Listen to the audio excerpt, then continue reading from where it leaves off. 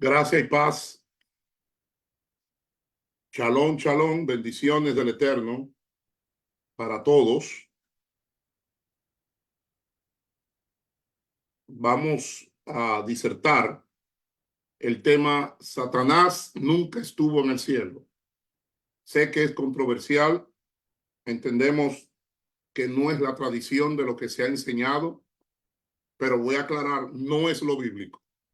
Exegéticamente, históricamente, hermenéuticamente y todavía teológicamente no existe ningún texto que demuestre que Satanás estuvo en el cielo. Lo voy a repetir. Hermenéuticamente, exegéticamente, históricamente, no existe ningún texto que señale que Satanás estuvo en el cielo. Bendiciones para todos. Queremos que usted nos deje su opinión. Recordemos que una cosa es lo que usted ha escuchado en opinión, otra la interpretación, otra la perspectiva, la percepción, otra la verdad, que puede ser absoluta, relativa o circunstancial.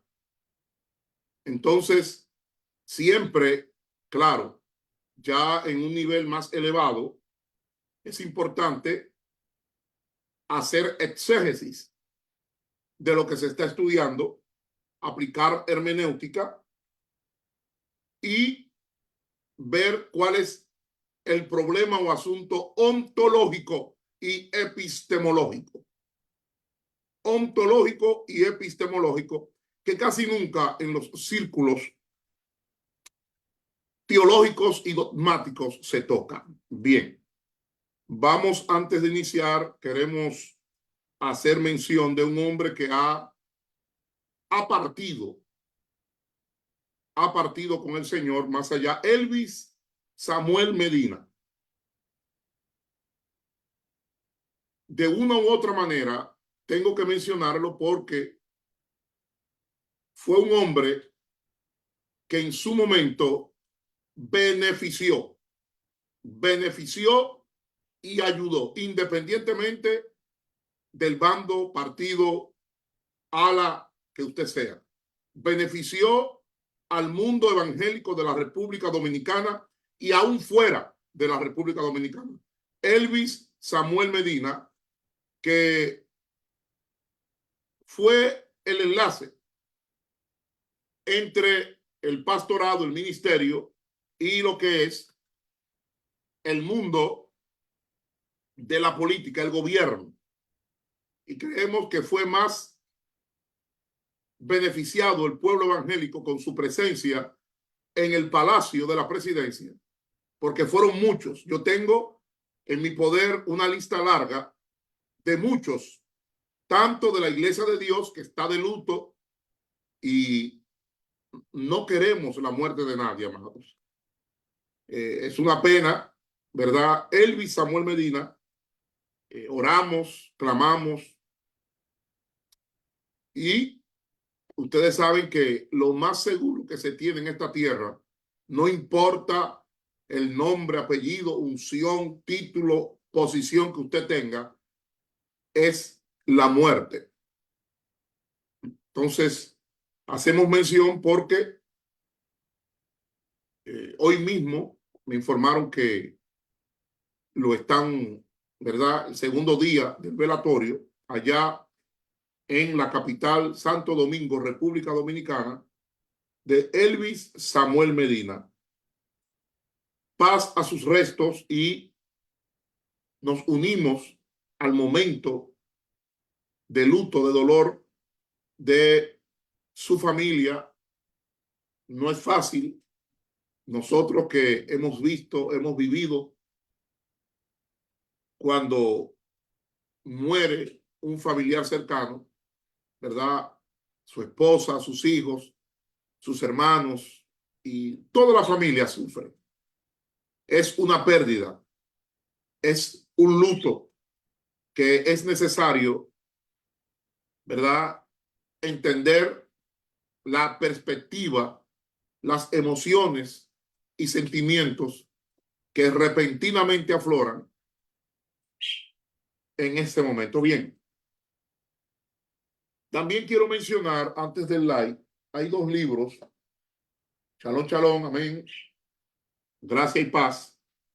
Quiero mencionar, yo sé que esta hora, entiendo, no se preocupe, lo importante es que el mensaje va a quedar, no se va a quitar, va a estar en Facebook y en YouTube. Miren, hay dos libros que quiero promover de una doctora que se graduó, estudió desde un tiempo largo, tanto en la UMPI como con BCC Adonai Elohim Christian University, y es la doctora Patti Prada, Patti Martínez Prada. Este libro, el último que tiro, se llama Cuando perdonar no es suficiente. Vamos, déjeme enfocarlo para que así usted pueda verlo. Cuando perdonar, ok, perfecto. Míralo aquí. Cuando perdonar no es suficiente. Creo que ahí lo están viendo. De la doctora Patricia Martínez Prada. Yo lo voy a leer, no lo he leído. Y está el otro libro, Sanamente Libre, donde ella enseña principios de psicología para todos los lectores. Una mujer de Dios, pastora, conferencista, escritora, con vasta experiencia. Ambos libros. Cuando perdonar no es suficiente. Y ahí está, Sanamente Libre, de Patti M. Prada. Así que adquiéralo en Amazon. Muy bueno, muy bueno. Muy preparada. Bien. Antes del live también quiero enfatizar, miren, han escrito y han dicho, quiero aclarar, porque este video, aquí no se está discutiendo si Satanás o el diablo, que para muchos es necesario, no pueden vivir sin él, están en Cristo, son templos del Espíritu Santo, pero no pueden vivir sin Satanás, no pueden vivir sin el diablo. El diablo es esencial, indispensable para la vida, el pensamiento, el movimiento, las acciones que ellos realizan aquí en la tierra. A ver, miren, alguien escribió y puso que querían quitarle el diablo. Amados, si usted quiere seguir creyendo que el diablo tiene potestad sobre usted, que es necesario para la vida en esta tierra, manténgalo. Usted lo mantiene. Muchos han muerto, ¿verdad? Creyendo que el diablo es omnipresente, omnisapiente, omnisciente, omnipotente. Incluso he escuchado a ministros decir que el diablo está en todas partes. Así que usted sencillamente tiene el derecho a creer lo que usted quiera. Usted puede, aquí no se está discutiendo si el diablo existe o no existe. Vamos a demostrar por la Biblia que Satanás nunca estuvo en el cielo. Lo repito, Satanás nunca estuvo en el cielo, y vamos a ver tanto lo que dice Isaías 14, versículos 12 al 13, lo tengo aquí en la Santa. Exacto, en la Santa. Cuando yo digo la Santa, ustedes saben a qué me refiero. La Santa. La Santa y bendita Reina Valera. Miren, predicadores, apóstoles, obispos, presbíteros, pastores, ministros, líderes, obreros, profetas, profesores, maestros, misioneros, cuando vayan a exponer la palabra o a enseñarla o a disertar, y esto va para todos, tenga siempre en cuenta la narrativa, el estilo de la narrativa. Repito, estilo de la narrativa, contexto histórico y contexto literario. Si usted no tiene en cuenta el estilo de la narrativa, las figuras retóricas, las figuras de lenguaje, las figuras de dicción, el contexto histórico de lo que está exponiendo, leyendo, estudiando, investigando, el contexto literario, usted va a estar más perdido que una persona vagando en un desierto. Entonces, ¿qué ocurre? Isaías 14, recordemos que ya se sabe que lo compuso en la corte real el proto Isaías. Isaías del capítulo 1 al 39 es el proto Isaías. ¿Ah? Y todos sabemos que Isaías pronunció su mensaje contra el rey de Babilonia en este capítulo en Jerusalén durante el siglo VI. Recordemos que las fechas son anacrónicas. Usted va a encontrar y que algunos libros van a decir que el siglo VII. Ahora bien, las palabras que se le atribuyen al diablo, Satanás, a Satanás el diablo, de Isaías 14, versículos 12 y 13, lo voy a decir aquí. No las dijo Satanás. No, no, no, no, no. Hay una evolución histórica de por qué los intérpretes tomaron eso como que eso fue Satanás. Y siempre van a aparecer lo que dicen es que ahí hay unos misterios, porque ahora todo es misterios. Le dicen a usted que usted no entiende los famosos misterios. Amados, la Biblia se debe interpretar, como dije antes, dentro de su contexto histórico y literario. Entonces, ¿qué fue lo que expresó el propio Isaías? ¿De quién está hablando? Está hablando del rey de Babilonia. Eso no fue el diablo que lo dijo, eso no fue Satanás, se le atribuyó. Eso es una opinión y una interpretación que está lejos de la verdad.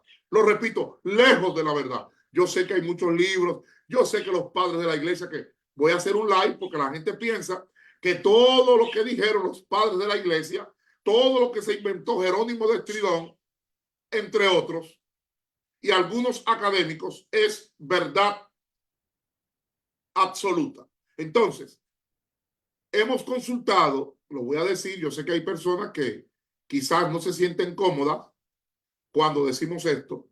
Hemos investigado más de 15 autores, especialmente de lo que respecta al imperio neobabilónico, a Asiria y todo lo que está conectado. Recordemos que el primero que dice que Isaías 14 y Ezequiel 28 tiene que ver con Satanás es Simeón ben Shetach. Simeón ben Shetach, primer culpable y primer responsable. Y recordemos que quien inicia diciendo que la serpiente de Génesis es Satanás es Joshua ben Perachai. Otros dicen, lo pronuncian Perachía, jefe del Sanedrín en el año 138 antes de Cristo. ¿Qué fue lo que dijo el rey Nabucodonosor II? Que en su Biblia, en el castellano, que es una traducción, aparece como Nabucodonosor. Él dijo, escalaré y subiré en los cielos, o escalaré y subiré a los cielos. Algunos opinan que fue antes de sufrir el fenómeno de volverse casi como un animal llamado licantropía. Muchos han interpretado que estas palabras las dijo antes de escalaré y subiré a los cielos. En lo alto, encima de los astros divinos, junto a las estrellas divinas, exaltaré, o sea, levantaré mi trono y me sentaré en el monte de la asamblea. Lo voy a explicar más adelante. Y me sentaré en el monte de la asamblea, en el monte del testimonio, en el vértice, o sea, la punta de la montaña celeste, a los lados del norte, sobre las alturas del dorso de las nubes, subiré y me igualaré, o sea, seré semejante al Altísimo. Palabras de Nabucodonosor II, no de Satanás. no del diablo. Los títulos en la Biblia, tanto castellana como en inglés y otros idiomas, le han hecho mucho daño a la correcta exégesis, hermenéutica e interpretación de la Biblia. Entonces, hay un autor, obispo, llamado Éufrates de Persia, que vivió aproximadamente entre el año 280 y murió aproximadamente en el 345, que fue un académico, obispo Éufrates de Persia, historiador del imperio sasánida. ¿Y qué es el imperio sasánida? Es el mismo imperio neopersa o la segunda versión del imperio persa, que en una obra escrita llamada en español, Demostraciones y Marchas, él plantea que estas palabras las dijo Nabucodonosor. Ahora bien, ¿quién en parte es responsable de que esta expresión teológicamente se le haya puesto a Satanás el diablo? Uno de ellos fue Jerónimo de Estridón, que todo el mundo sabe quién fue Jerónimo de Estridón. No vaya a pasar como aquel pastor que se declaró apóstol y decía que tenía unos 35 pastores bajo su cobertura y era doctor, y él no sabía quién era o quién fue Jerónimo de Estridón. Ahora bien, ya sabemos quién se inventó que la serpiente de Génesis es el diablo. En el momento que se escribe la narrativa, oiga bien, de Génesis 3, aclaramos, Génesis 3 es el primer libro en el orden canónico, pero no es el primer libro en el orden cronológico e histórico. ¿Quién refuerza la idea de que la serpiente de Génesis es Satanás? Un hombre llamado Aurelio Ambrosio de Milán. Aurelio Ambrosio de Milán, conocido más como Ambrosio de Milán. Más detalles lo daré en otro live. Ahora bien, ¿qué pasa? Más de 15 autores están de acuerdo, biblistas, historiadores, antropólogos, etcétera, escolares, scholars, académicos, que estas palabras que se le atribuyen teológicamente, y no todos, fueron algunos, se le atribuye a Satanás, y eso tiene su historia.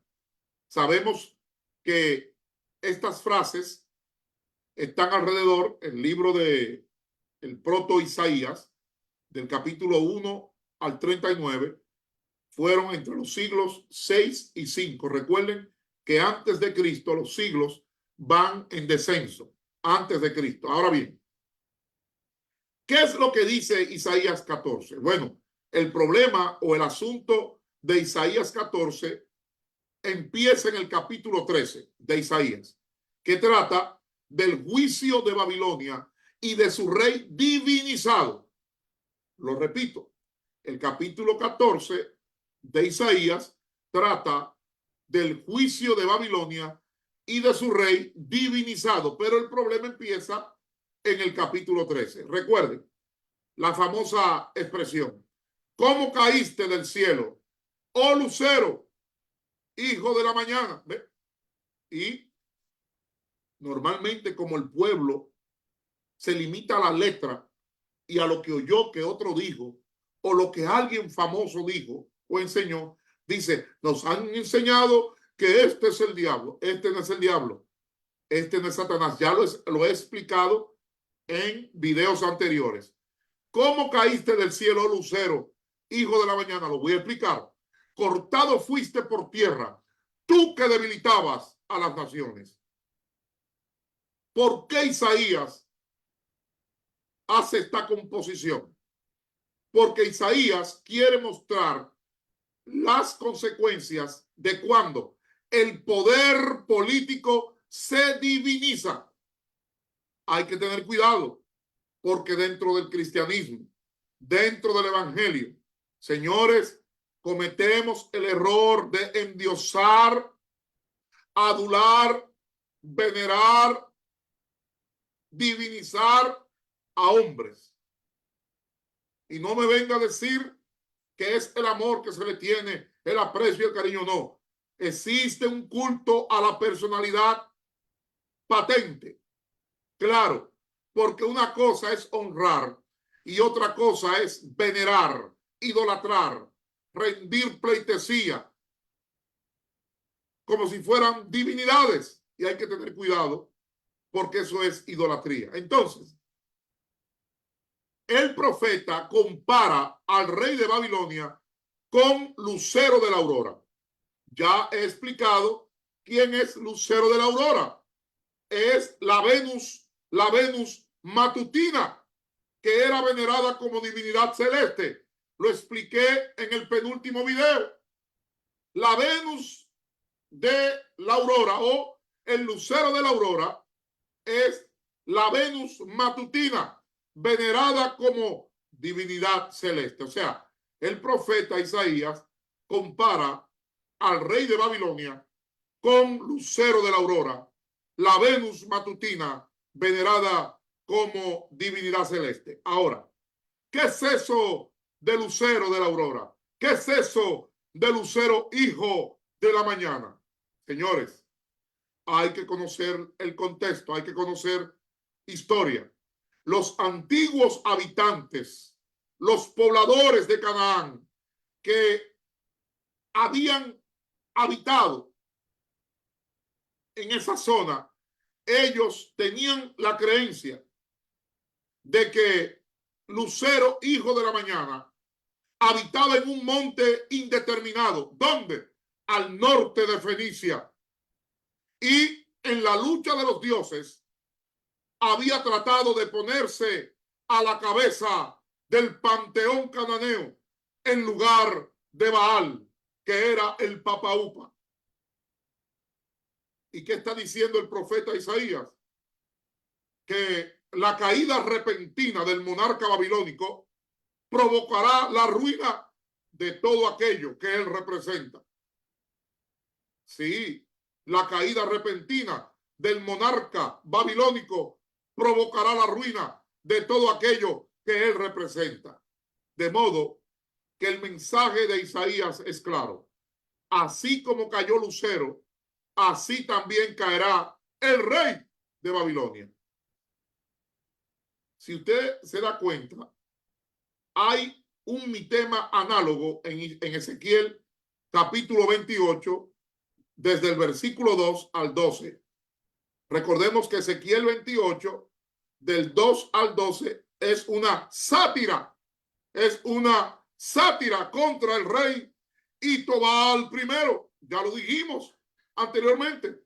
Y este Isaías 14 alude a un mito que es análogo. Ahora, ¿qué es eso de hijo de la aurora?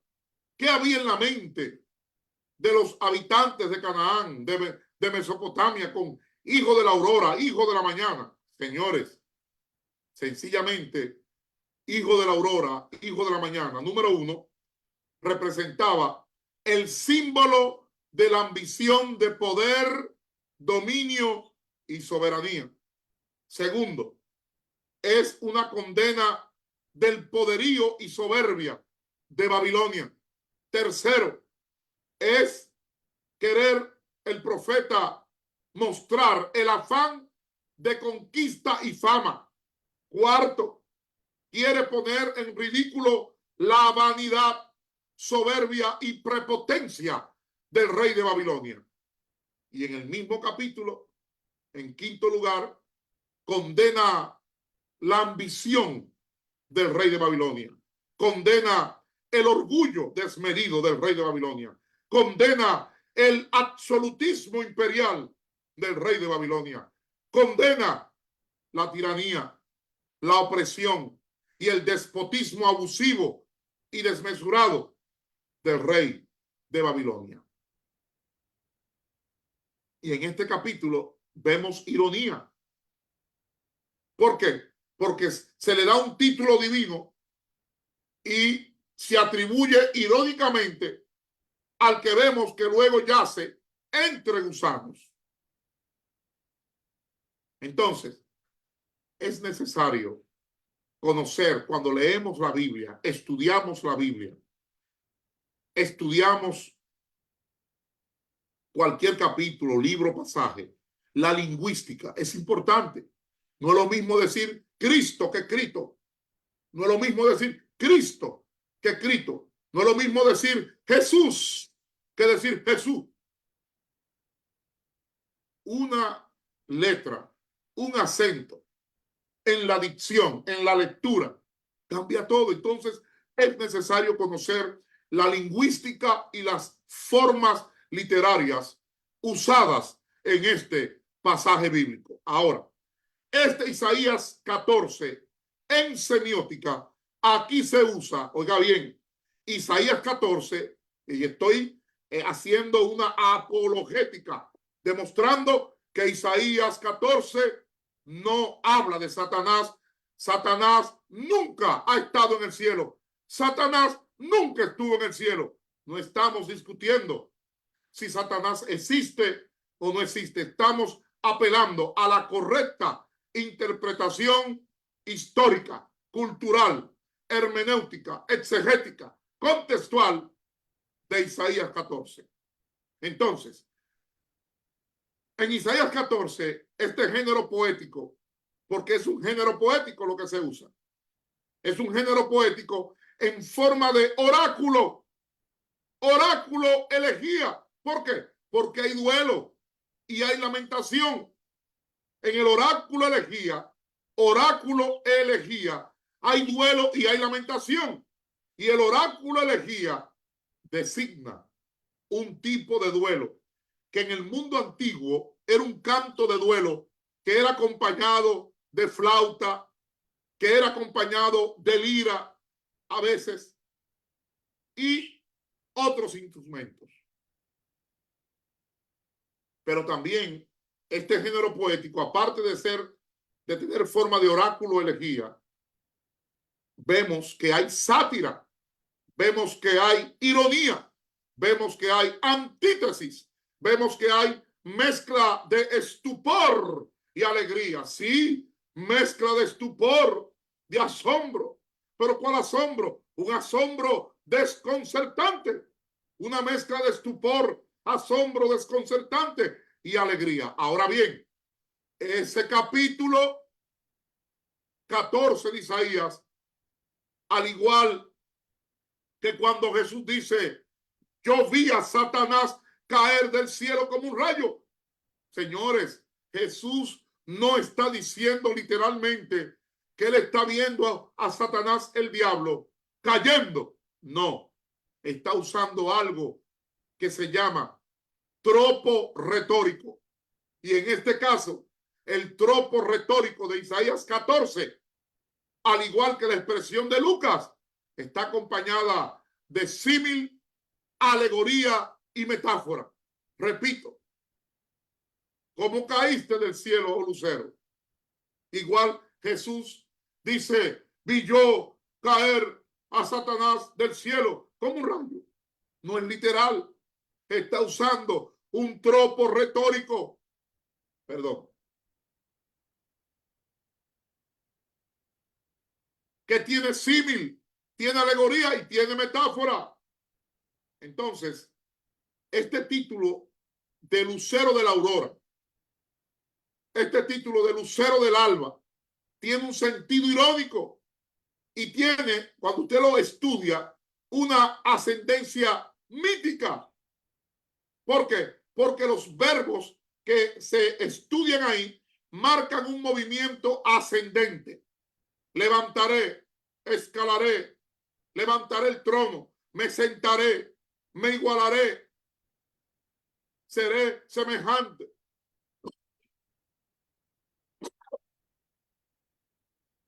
Fíjense que igualmente las circunstancias y predicados, cielos, las alturas de las nubes, los astros, las estrellas, la asamblea de los dioses, el vértice del cielo, las alturas de las nubes, el Altísimo. Todo eso son circunstancias y predicados que tienen y marcan un movimiento ascendente, al igual que los verbos escalaré, levantaré el trono, me sentaré, me igualaré. Entonces, aquí hay una composición que es mítica. No confundan mítico con místico. Fíjense que una S establece la diferencia.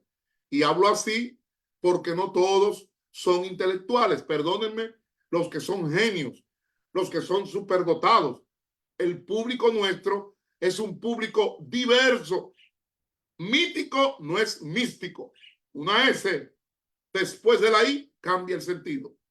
Y este capítulo es un capítulo mítico. Lo mítico no quiere decir que es mentira, sino que lo mítico está conectado ¿con qué? Con tu cultura, con la cosmovisión, con la religión, y todo lo mítico ocurre siempre fuera del tiempo histórico. Hay gente que no le gusta que se diga esto.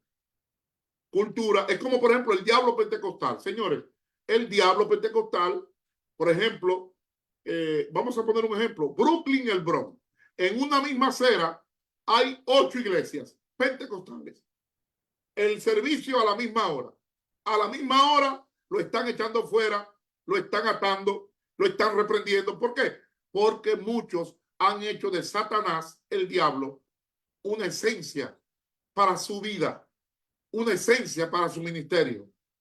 Son hijos e hijas de Dios, son templos del Espíritu Santo, pero no pueden vivir sin Satanás, el diablo. Entonces, siguiendo con la demostración bíblica de que Satanás nunca estuvo en el cielo, este relato es un relato mítico, y lo mítico está conectado con cultura, cosmovisión, religión, y siempre lo mítico ocurre fuera del tiempo histórico. Por eso no se sabe, cuando usted lee Génesis desde el capítulo 1 en adelante, no se sabe exactamente en qué tiempo todo eso ocurrió. ¿Por qué? Porque todos sabemos que esos relatos no tienen fecha. Usted no le puede poner fecha a los eventos, oiga bien, a fecha a cuándo se escribió, sí, pero no le puede poner fecha al relato de la caída del hombre. No le puede poner fecha al relato de Noé. No le puede poner fecha al relato de Caín y Abel. No le puede poner fecha al relato de Adán y Eva. No le puede poner fecha al capítulo 3 de Génesis, que es un merismo babilónico. Lo repito, el capítulo 3 de Génesis es un merismo babilónico. Voy a tomarme un programa para explicar lo que es un merismo babilónico. Bien, ahora bien, hay una diferencia entre lo mítico y la leyenda. ¿Por qué? Porque en la leyenda lo que se busca es hacer o perpetuar, mejor dicho, tradiciones de una cultura, valores éticos, valores morales, valores espirituales. Y hay una diferencia entre el mito y la leyenda. ¿Por qué? Porque el mito da respuestas a asuntos desconocidos, pero la leyenda, por las tradiciones, ofrece lecciones, ofrece advertencias, ofrece enseñanzas. Doctor, ¿qué usted me quiere decir? Que lo mítico tiene que ver con relatos tradicionales, explicaciones que expresan ideas ancestrales de un pueblo. Por eso las tradiciones orales van de generación en generación. ¿Y por qué existe lo mítico? Porque las ideas ancestrales representan el mundo en el cual las personas viven, con su cultura, con su religión, con su cosmovisión. Permítame.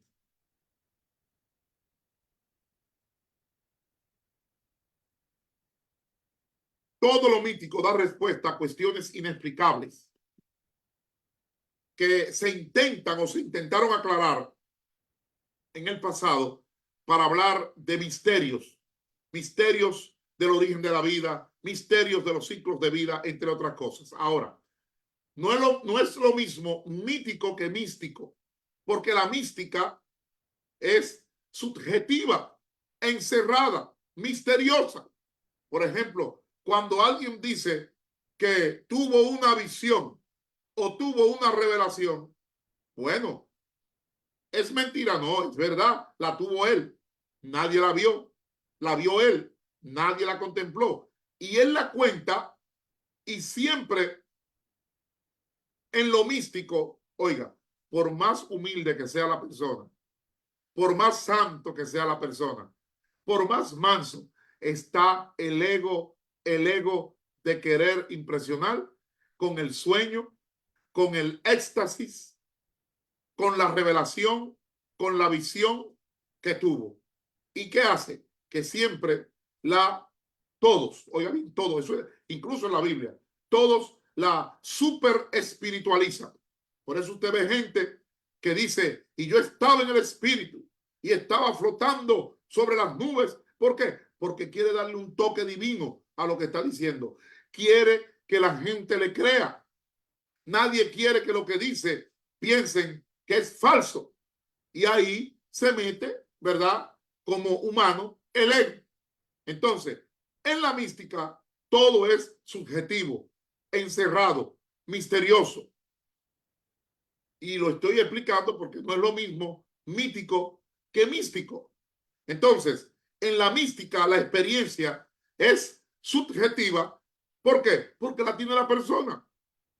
¿Ah? Ustedes oyen barbaridades por las redes, oyen barbaridades en los eventos, cuentos de hadas que, señores, lo más terrible es que la persona muchas veces entra en un campo donde no ministra desde el don, no ministra dentro del diseño y asignación que tiene, sino que ministra desde su habilidad personal.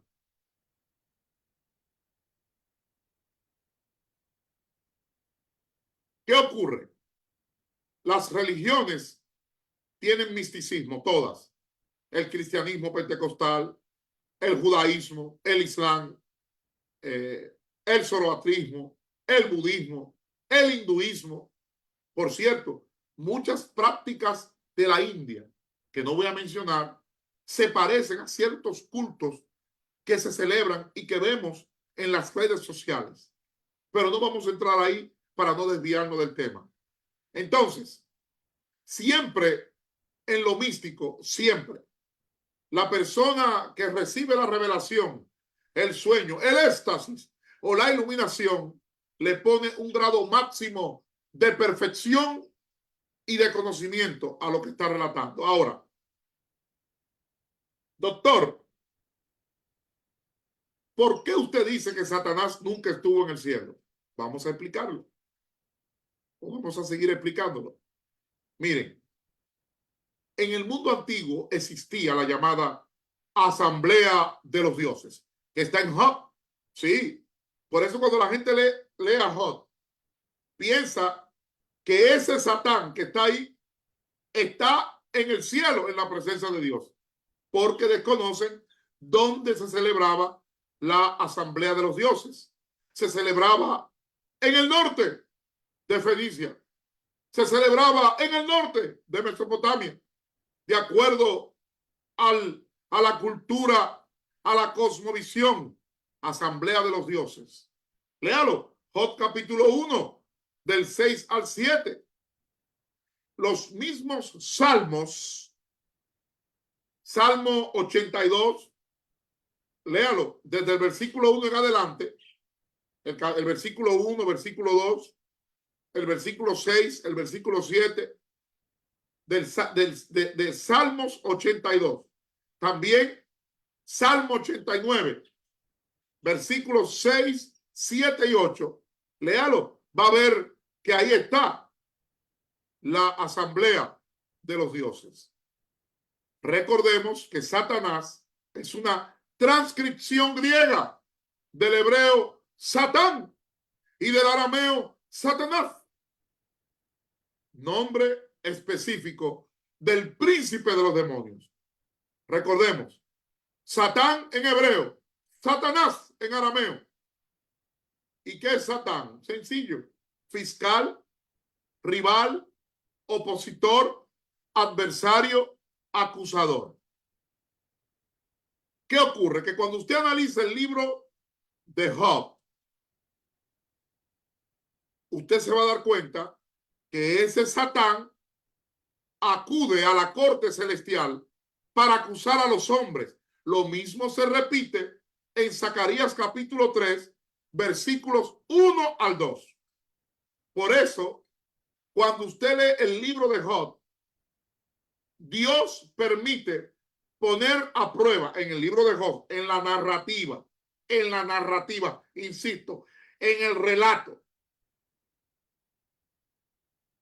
En el libro de Job, Dios permite poner a prueba la devoción, que es lo mismo que la religiosidad, la piedad de Job, la integridad de Job, la lealtad de Job, la dignidad de Job, la honradez de Job, la rectitud de Job, la justicia, la fe de Job, el fervor, la fe y la vida de adoración de Job y la fidelidad de Job.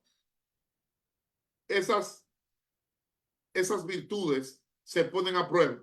Devoción, religiosidad, piedad, integridad, lealtad, dignidad, honradez, rectitud, justicia, fe, fervor y fe, vida de adoración. Y la fe, fidelidad de su siervo Job. Ahora, cuando se compuso y redactó, oiga bien, cuando se compuso y redactó el libro de Job, existía en la mente, oiga bien, de los que escribieron, redactaron, sí, póngalo, inspirado por el Espíritu Santo. Recuerde que en un video anterior expliqué los diferentes tipos de inspiración. Existía en la mente de las personas, en toda la cosmovisión, mitología e iconografía. ¿De dónde? De Canaán y de Mesopotamia. La idea, la creencia, la difusión folclórica, la creencia cultural y el mitema. Ya lo expliqué lo que es un mitema de la asamblea de los dioses. ¿Y qué es eso, doctor? Los hijos de Elohim.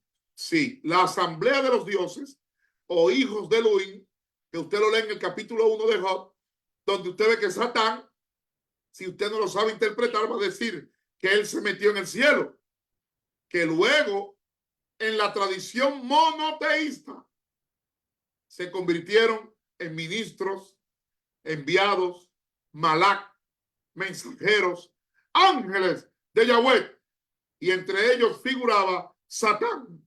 Satán, ojo, para el tiempo que se escribe Job, ese Satán todavía no era el diablo. ¿Cómo? No, lo repito, para el tiempo que se escribe Job, ese Satán no era el diablo de la tradición judía ni de la tradición cristiana. Doctor, ¿por qué usted dice esto? Permítame tomar un poco de agua.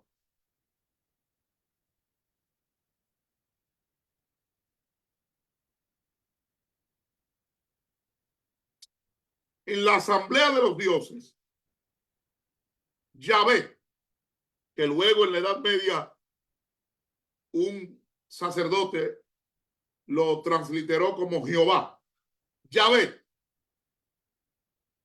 en la asamblea de los dioses, se levantaba entre la polémica y la controversia de los dioses para dictar justicia, rectitud y equidad sobre los cielos y sobre la tierra. Ahora, este Satán que aparece en el libro de Job tenía varias funciones. cuales Satán era el fiscal sacrosanto de toda la creación. Satán, en su función de fiscal, indagaba, averiguaba, hurgaba, investigaba las operaciones, obras buenas y malas, acciones, conductas y palabras de los seres humanos. Satán, no se me asuste, ese Satán de Job, conforme al pensamiento, era mensajero divino, mensajero santo y mensajero sagrado. Ese Satán era hijo de Dios y miembro permanente de la corte celestial. Ese Satán era el más fiel y leal servidor de Yahweh o Yahvé, rey de los dioses, rey de los dioses. Si no, consulte el Salmo 95, versículo 3. Ojo, en ese renglón, Asur, Marduk, Enlil y Anu eran también considerados cada uno con el título de rey de los dioses. Y Marduk era considerado rey del cielo y el más alto de los dioses. Ojo, se le llamaba reina de los cielos a Achera. Sí, se le llamaba reina de los cielos a Acera o Achera e Istar, como usted quiera ponerlo. Y Baal era entre los dioses el elevado. Zeus era padre de dioses y hombres. Satán realizaba funciones asignadas y propias del mismo Dios. Realizaba inspección, haciendo recorridos cíclicos y asignaciones especiales por toda la tierra. Léalo en Job capítulo 1, versículo 7. Satán, en el libro de Job y en la mentalidad mesopotámica y antigua, era el encargado de presentar querellas, denuncias y acusaciones ante el Dios Supremo. Satán era considerado el de mayor excelencia y privilegios. ¿Cuáles privilegios? Privilegios especiales entre los hijos de Elohim. Satán, en su recorrido cíclico, metódico, periódico y gradual, en diversas temporadas del año por toda la tierra, su enfoque primordial, ¿cuál era? ¿Cuáles eran esos objetivos? Héroes, paladines, hombres y mujeres de renombre, gente famosa, reyes, príncipes, reinas, gobernadores, jueces, grandes señores, oficiales, jefes de millares y principales de pueblos, gobiernos, ciudades y estados. Amados, para no hacerlo largo, lo vamos a dejar hasta ahí. Y en el próximo live voy a explicar y voy a demostrar por la Biblia que Satanás no era músico, nunca fue músico, nunca tocó ningún instrumento, tampoco fue director de música del cielo, tampoco fue director de alabanza y adoración, tampoco fue director de el equipo o team de worship del cielo. Lo vamos a demostrar con la Biblia. Bendiciones, gracia y paz. Esperamos que este video sea de bendición para usted. Déjenos su opinión. Escríbanos su opinión. Es bien importante. Dele like a este video y déjenos su comentario y suscríbase dándole a la campanita o siguiéndonos para que esté al tanto cuando subamos un video a las redes sociales. Gracia y paz. Shalom, shalom. Hasta la próxima.